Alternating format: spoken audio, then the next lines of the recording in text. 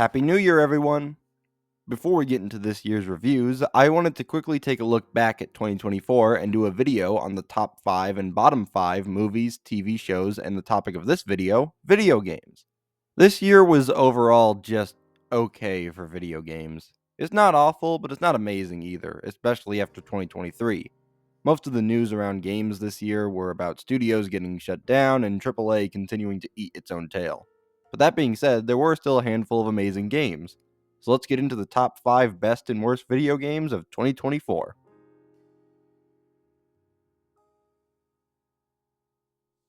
Rise of the Ronin was definitely the biggest disappointment for me this year. A new game from Team Ninja that looked really good but ended up being just a bland and generic open world. It's not a bad game, which is why it's at the bottom, but the ruined potential this game had is what pushes it enough to be in the bottom 5.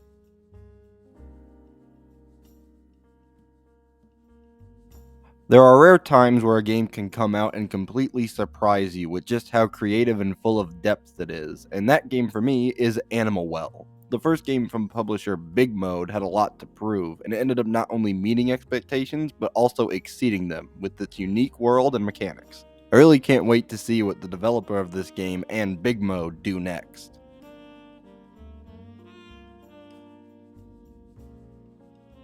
In recent years, there's been a rise in the popularity of old school style shooters, and while I greatly enjoy most of them, I definitely did not enjoy Phantom Fury, a confusing mess of ideas that were done better in other games, as well as gameplay that feels underbaked. This game is like if you were to give an AI Bioshock and Half-Life and told it to make a game, and it overall isn't worth playing, especially with the hordes of much better shooters on Steam.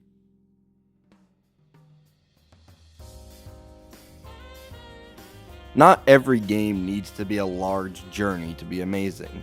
Sometimes all you need is a simple idea executed brilliantly, and that's highlighted beautifully with Buckshot Roulette.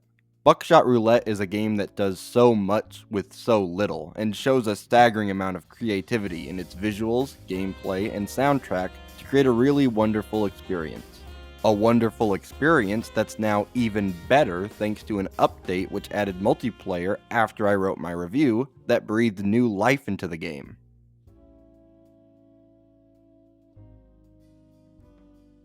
While I greatly enjoyed the Silent Hill 2 remake from Bloober Team, I can't say the same for this year's earlier Silent Hill release, Silent Hill: The Short Message.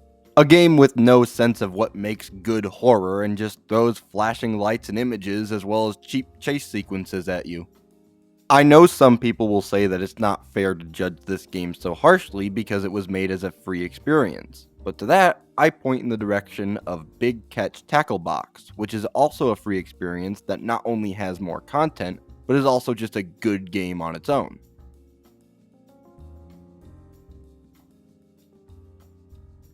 I'm not a massive enjoyer of Souls-likes like I know so many others are, but this year I actually ended up playing a few Souls-likes that really impressed me, and one of those is Black Myth Wukong. Wukong is an incredibly impressive game, with so much freedom being given to the player with how they're going to handle an encounter, and a host of fun and unique bosses and enemies that offer a good challenge without being soul-crushingly difficult.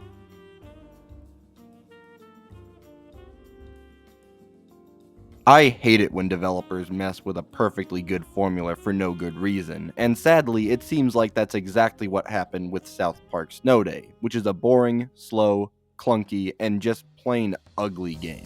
The gameplay consists of you mind-numbingly mashing your way through enemies before the game sticks a massive roadblock in your path and tells you that you should be playing with other people, to which I say, I wish I could, but no one else is playing this god-awful mess.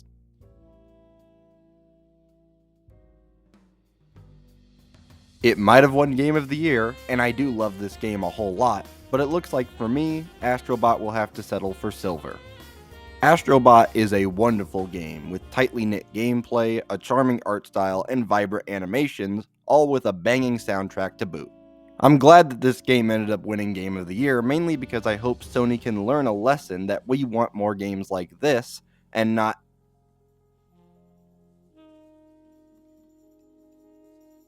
Well, what did you think it was going to be? There's only one possible answer, and it's the game that didn't last 2 weeks before getting taken out back. Concord is everything that video games shouldn't be. Not made out of passion or creativity, but out of greed and corporate meddling. It's one of the most generic video games I've ever played, and I can only hope that the games industry as a whole learns from games like this, as well as Suicide Squad, that this is not what people want.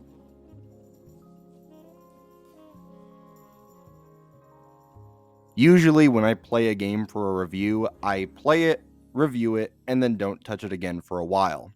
But my personal game of the year is one game that I found myself returning to time and time again. My game of the year is Balatro, a game that was made as a simple test for the creator, but ended up being one of the most in-depth and unique card games ever made.